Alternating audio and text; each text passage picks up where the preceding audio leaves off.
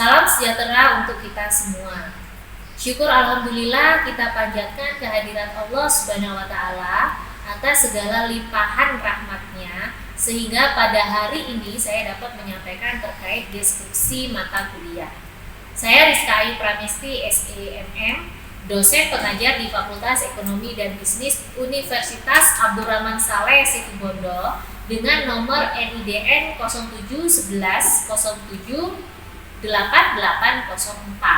Di semester genap, saya mengaku mata kuliah manajemen koperasi. Mata kuliah ini bersifat wajib. Untuk mata kuliah manajemen koperasi, beban SKS yaitu 3 SKS. Mata kuliah manajemen koperasi, mata kuliah yang wajib ditempuh mahasiswa semester 6 sebagai syarat kelulusan. Mata kuliah manajemen koperasi diawali dengan materi sejarah gerakan koperasi di Indonesia dan juga koperasi dunia internasional sebagai penghubung dalam memahami perkembangan koperasi di Indonesia.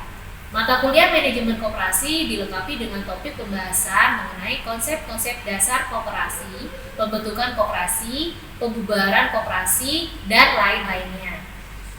Dengan mengikuti mata kuliah ini, diharapkan mahasiswa mampu membandingkan konsep-konsep dasar koperasi, mengetahui jenis dan bentuk koperasi, mengetahui cara pembentukan koperasi di Indonesia, memahami tentang tata cara pembubaran koperasi di Indonesia, menjelaskan terkait manajemen koperasi, serta memahami tentang pengembangan koperasi di Indonesia.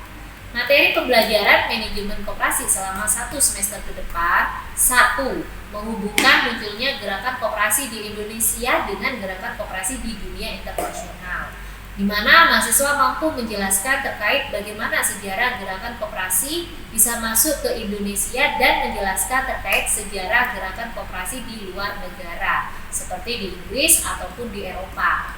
2.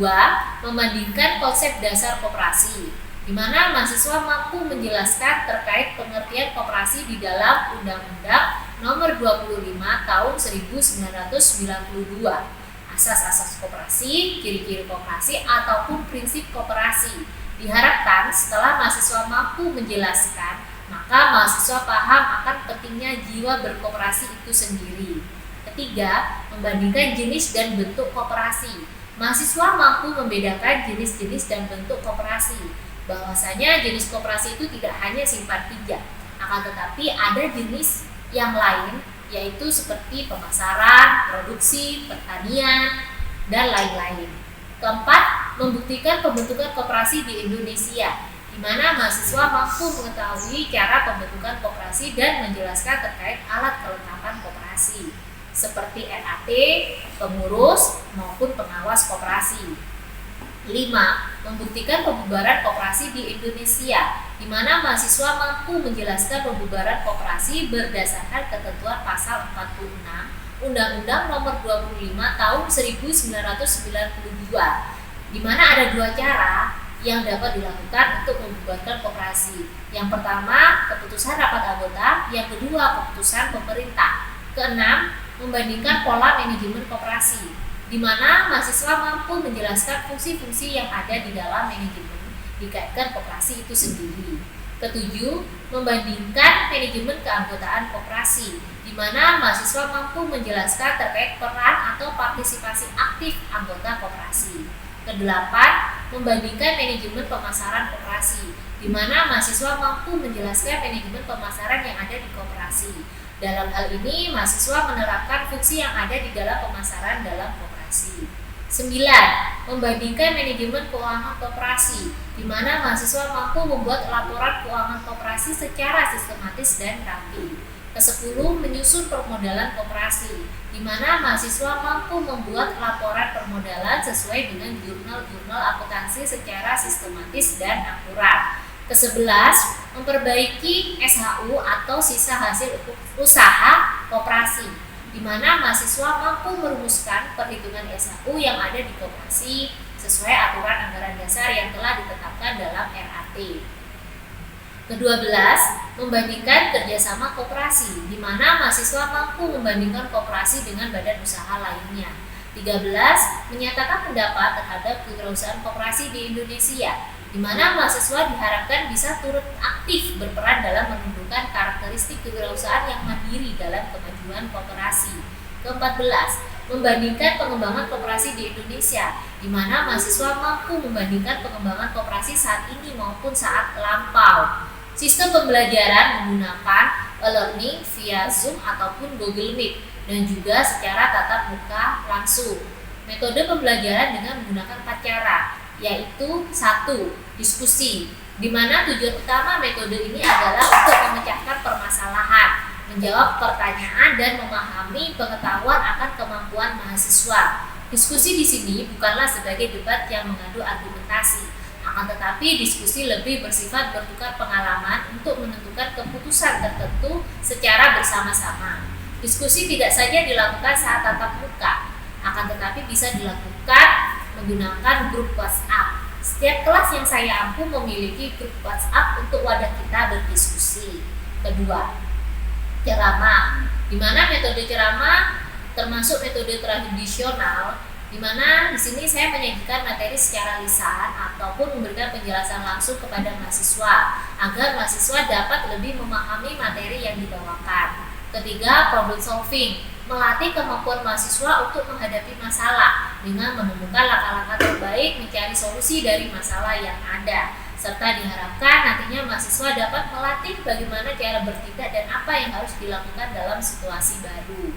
Keempat, pemberian tugas. Dalam konteks ini, saya memberikan tugas tertentu kepada mahasiswa agar tugas dapat dipertanggungjawabkan. Tugas yang diberikan bertujuan untuk memperdalam materi. Tugas di sini sebagai merangsang mahasiswa untuk aktif belajar secara individual maupun secara kelompok.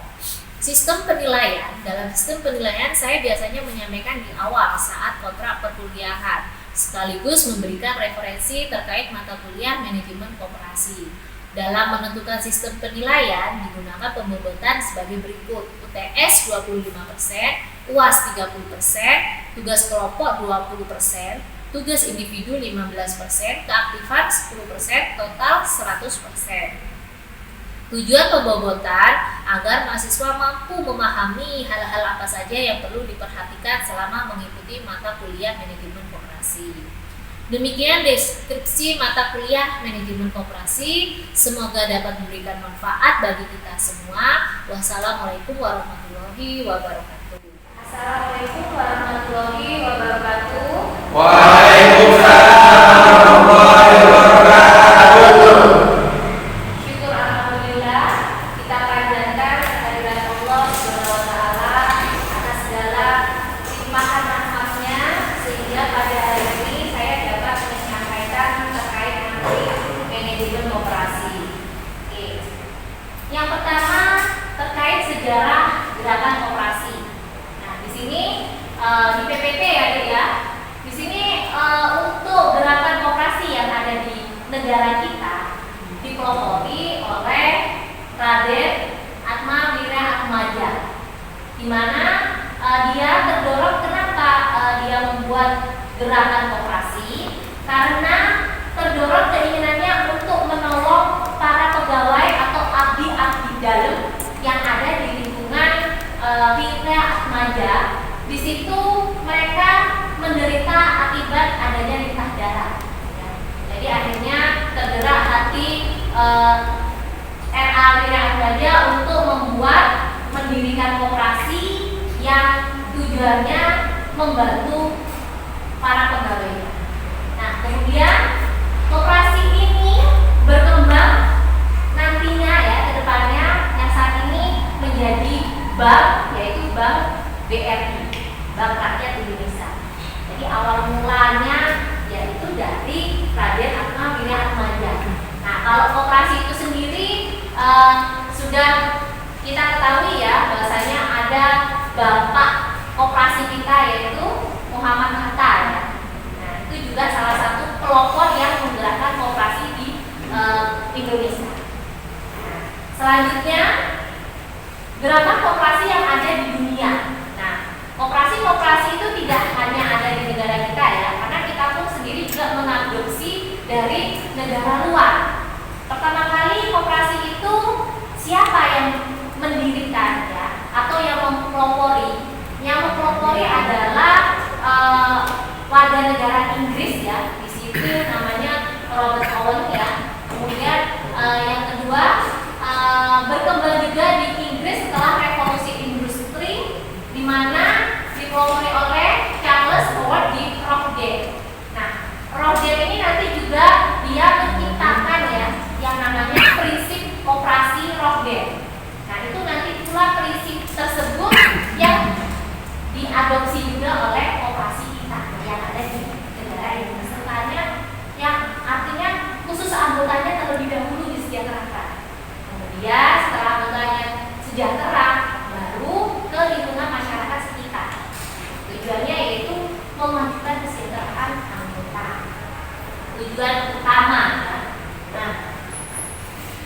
Selain itu juga ikut serta membangun tatanan perekonomian nasional. Dalam artian, kembali lagi ya, tadi saya sebutkan pilar ekonomi tidak hanya BUMN dan BUMS, tapi operasi juga sama. Ya. Jadi ikut serta membangun tatanan perekonomian nasional. Asas koperasi. Asas koperasi ini terdiri dua ya. Ada asas kekeluargaan dan asas gotong royong. Nah, asas kekeluargaan ini kenapa kok dipakai ya dalam koperasi? Karena kita tahu ya masyarakat kita ya, hakikatnya pada umumnya ini mereka suka tolong menolong, ya, saling peduli, menghargai. Nah, asas inilah yang digunakan ya di dalam asas koperasi.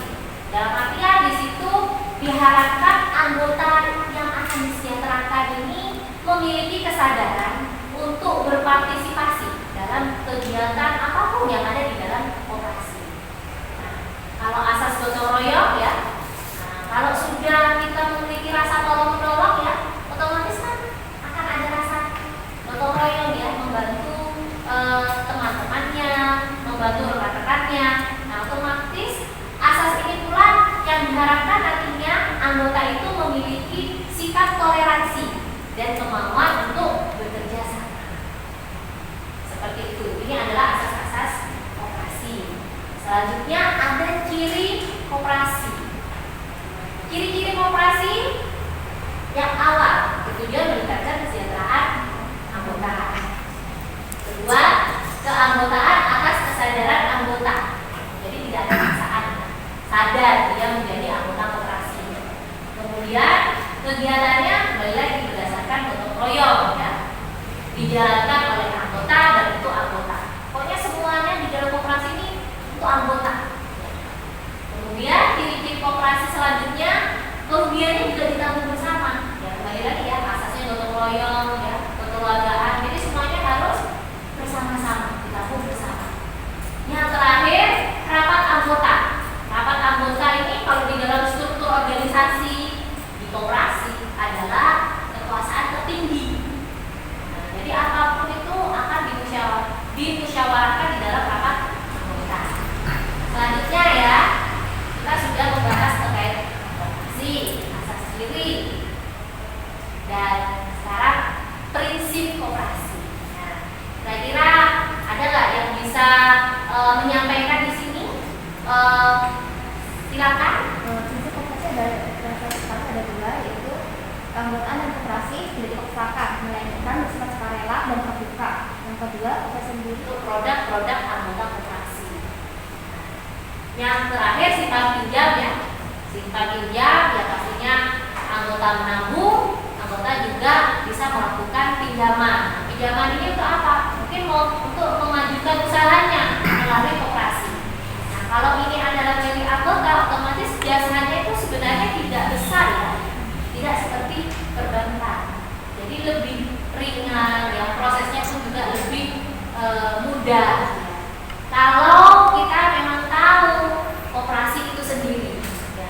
Jadi kadang-kadang penting untuk mahasiswa ya. Makanya kenapa semester ini ya kita belajar terkait manajemen koperasi. Ya agar kita tahu koperasi itu tidak cukup simpan pinjam saja, tapi koperasi itu meliputi berbagai macam bidang juga. Dan itu sebagai kalian generasi muda ya harus nantinya juga ikut serta ya memajukan koperasi kita. Jadi biar nggak cukup simpan pinjam yang didengar ya, tapi lain-lainnya terkait koperasi. Selanjutnya berdasarkan jenis komoditi.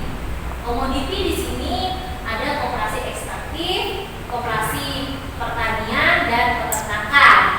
Nah, di mana koperasi ekstraktif, koperasi yang melakukan usaha dengan menggali atau memanfaatkan sumber-sumber alam secara langsung ya, tanpa atau dengan sedikit mengubah bentuk dan sifat sumber alam. Nah, kira-kira potensi apa yang ada di daerah Situbondo sini?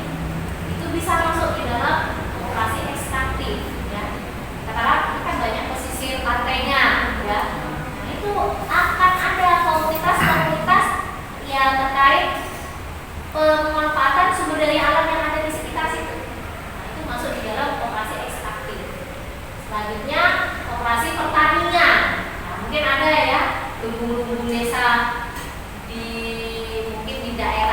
pertanian ya. Nah, mereka juga akan berpartisipasi di dalam koperasi pertanian. Peternakan itu juga sama. Jadi sesuai spesifikasi bidangnya, masing-masing koperasi itu bisa dimasuki deh. Selanjutnya berdasarkan daerah kerjanya, di mana dibagi menjadi 4 ya, koperasi primer, koperasi pusat, koperasi gabungan, dan koperasi induk. Nah, kalau koperasi primer ya, contohnya bisa seperti koperasi masih satu tunggal ya, yang ada di suatu daerah, masih baru berdiri ya. Nah, koperasi itu dikatakan bisa berbadan hukum kalau jumlah anggotanya itu 20 orang. Itu bisa dibadan hukumkan. Nah, ini misalnya 20 orang ini bikin koperasi. Itu bisa dikatakan koperasi primer. Kemudian ada koperasi pusat, di mana koperasi pusat ini ya anggotanya adalah koperasi primer. Nah, koperasi primer ini kembali lagi, kira-kira koperasi primer ini jenisnya yang mana? Apakah koperasi pertanian misalnya ya? Nah, koperasi pertanian A nanti bertemu dengan koperasi pertanian B, C. Nah, digabungkan di dalam koperasi yang namanya koperasi pusat. Nah, nanti namanya koperasi pertanian apa? Tergantung anggotanya yang memberikan nama untuk koperasi tersebut. Koperasi gabungan kembali lagi, koperasi dari gabungan pusat ya. Jadi sebutnya lebih luas lagi. Sampai akhirnya pada koperasi induk yang lebih luas lagi dan kedudukannya di ibu kota negara, bukan lagi di kota kecil ya. Ini benar-benar pusat dari segala pusat ya, saya katakan seperti itu. Ini adalah penggolongan koperasi. Nah, sebelum selanjutnya ya, ini ada langsung terkait manajemen koperasi. Kenapa sih kok kita perlu belajar terkait manajemen koperasi? Ya. Jadi sebelum akan saya jelaskan ya, kira-kira ada yang bisa menjelaskan ya, kira-kira manajemen itu apa? Karena kita tahu kalian adalah mahasiswa program studi manajemen ya. Jangan sampai mahasiswa program studi manajemen ini tidak paham manajemen itu sendiri. Ya. Manajemen itu apa? Manajemen itu mengelola suatu organisasi yang memiliki sumber manajemen yang memiliki visi planning, organizing, implementation, sama controlling untuk tujuan efektif dan efisien. Oke, manajemen ya. Sebenarnya untuk manajemen itu sendiri banyak ya para ahli-ahli yang mendefinisikan terkait manajemen. Tapi semuanya intinya sama, proses perencanaan, pengorganisasian, sampai yang terakhir adalah pengendalian. Di sini juga penting di dalam manajemen koperasi. Oke, manajemen koperasi itu tadi ya yang sudah disampaikan temannya. Kemudian di situ juga saya tambahkan koperasi kita merefresh kembali yang tadi sempat disampaikan temannya di awal ya. Koperasi itu apa? Badan hukum juga. Manajemen itu apa ya? Proses perencanaan ya, proses sampai yang terakhir pengendalian. Oke. Nah, ini manajemen koperasi. Iya. Manajemen koperasi hakikatnya adalah penerapan ilmu manajemen ya, yang tadi sudah disampaikan teman-temannya. Itu semua itu harus dilakukan di dalam koperasi ataupun di dalam manajemen diri kita masing-masing. Kita perlu yang namanya planning, ya, pengorganisasian, ya, bahkan pengendalian. Pengendalian di sini dalam artian evaluasi diri ya, evaluasi apapun itu di perusahaan pun juga perlu yang namanya evaluasi. Manajemen koperasi itu juga sama ya. Hakikatnya penerapan ilmu manajemen di koperasi di mana orang-orang yang diberikan wewenang dan tanggung jawab. Jadi di situ nanti kan ada alat kelengkapan koperasi, ada SAT, ada pengurus, ada pengawas, di mana masing-masing itu diberikan wewenang dan tanggung jawabnya. Nah, mereka pun harus paham terkait ilmu manajemen selain paham terkait koperasi itu sendiri.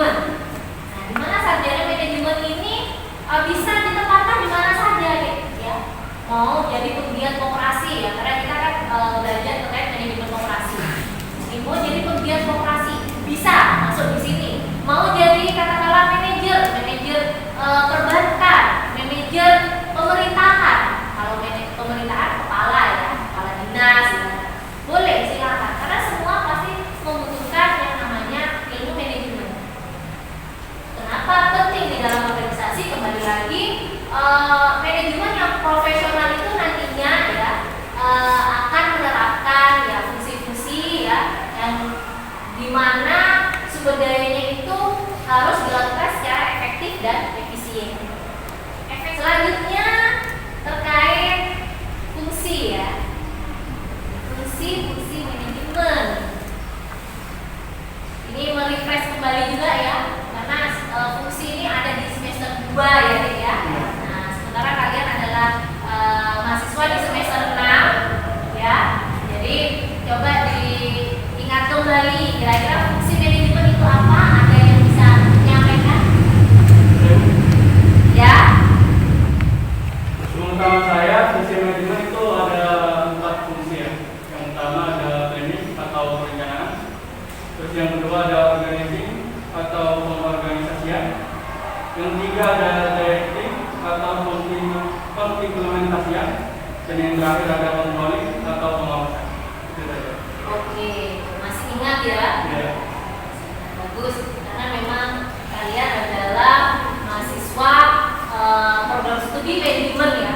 Jadi jangan sampai lupa ya, manajemen itu apa ya, fungsi manajemen, karena ini fungsi yang dasar ya. Nah, nanti ketika kalian ke depannya itu juga akan diterapkan fungsi-fungsi itu ya. Nah, ini ya. Jadi tidak usah saya jelaskan ya. Tadi sudah disampaikan oleh temannya terkait fungsi manajemen. Nah, pastinya pertama planning dan yang terakhir pengendalian atau kontrol ya. Oke, di sini ada proses manajemen koperasi ya, dikaitkan dengan fungsi yang sudah dijelaskan oleh teman. Kira-kira apa ya? Karena kan di dalam koperasi itu sendiri membutuhkan yang namanya manajemen yang profesional. Nah, dalam artian profesional itu harus menerapkan semua fungsi-fungsi di dalamnya, diterapkan di dalam koperasi. Fungsi yang pertama planning, perencanaan. Perencanaan itu saya kasih tanda merah-merah ini karena penting untuk dilakukan di dalam manajemen koperasi. Sebelum kita menyusun suatu perencanaan ya, perencanaan entah apapun itu ya, baik di koperasi ataupun di manajemen diri kita ya, perencanaan itu tidak hanya plan-nya satu ya, tapi ada plan A, plan B ya, banyak plan yang harus kita lakukan agar nantinya lancar ya. Nah, dalam koperasi itu juga sama, menyusun perencanaan itu yang harus dilakukan pertama kali adalah identifikasi. Nah, identifikasi dalam artian kita harus tahu koperasi kita ini tujuannya pasti semua sama, mensejahterakan anggotanya. Nah, kira-kira visinya apa, misinya apa, ya. Terus jenisnya ini termasuk penggolongan koperasi apa. Nah, itu harus konsisten dari awal sampai dengan akhir. Nah, itu masuk di dalam planning ya. Jadi target sasaran apa yang mau dicapai ya, dalam artian kebutuhan pelayanan apa yang diinginkan untuk anggotanya ya, kita itu harus bisa memplanning itu, merencanakan di awal. Jadi koperasinya tuh yang enak berjalannya kalau sudah dilakukan yang namanya planning. Selanjutnya organizing, yaitu pengorganisasian. Nah, dalam artian di sini organizing bisa kita contohkan perlu adanya di dalam satu organisasi struktur kepengurusan ya, ataupun struktur organisasi ya. Mungkin kalian tahu ya, biasanya akan ada ya bagian ya terkait struktur organisasi. Jadi biar tahu tupoksi kerja karyawan itu ataupun yang ada di dalam koperasi itu apa saja. Kalau struktur itu ada RAT, karena kekuasaan tertinggi koperasi adalah RAT. Itu ada di atas, bukan manajer, bukan pengurus ya, atau ketua atau apa, tapi RAT. Nah, kemudian ada pengawas dan pula ada pengurus. Itu struktur yang ada di dalam koperasi. Nah, di situ dengan adanya struktur ya, mereka akan tahu tugas masing-masing. Yang saya bagiannya di pengurus, tugas saya apa di pengurus? Saya bagiannya di pengawas, tugas saya apa untuk memajukan koperasi.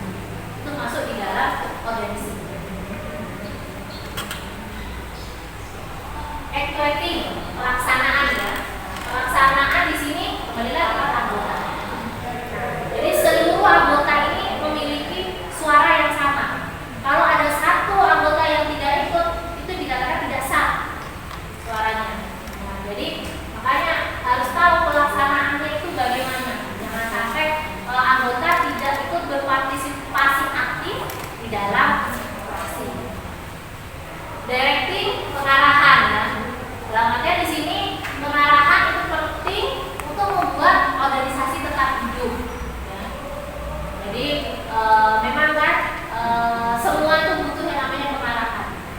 Kalau tidak ada pengarahan, ya jalannya juga tidak akan sesuai ya. Planningnya yang sudah dijalankan A jadi bleset. Ya, itu masuk di dalam ini ada koordinasi ya, koordinasian. Sebelum controlling ada koordinasi di mana di sini menyatukan tindakan-tindakan dari ya, itu tadi masing-masing tugas dari pengurus, pengawas, ya RAT yang sudah dibicarakan di dalam RAT juga. RAT ini dilakukan biasanya 1 tahun sekali. Kemudian yang terakhir adalah pengendalian. Pengendalian di sini adalah tahap terakhir ya, evaluasi ya. Jadi apapun yang sudah dijalankan itu perlu kita lakukan evaluasi ya. Karena kembali lagi tidak ada yang sempurna. Jadi kalau ingin semuanya berjalan baik, bukan sempurna tapi berjalan baik, ya harus diteliti lagi. Oh, ternyata di awal ada yang kurang. Nah, nanti kedepannya kita perbaiki. Jadi tetap ada lagi yang kurang, diperbaiki lagi di tahap evaluasi. Oke, sekian ya materi dari saya. Semoga bermanfaat.